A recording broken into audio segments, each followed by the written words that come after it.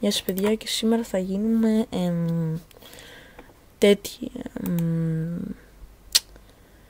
Πώς λέγεται αυτό το πράγμα που... Ναι, αυτός που δίνει λεφτά.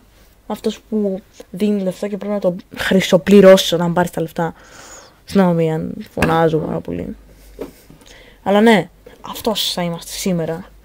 Και έχει τα νέα και να αγοράσεις και να βρεις τέτοιους. Δεν μας έχει δώσει τίποτα. Τι στο καλό πρέπει να κάνω?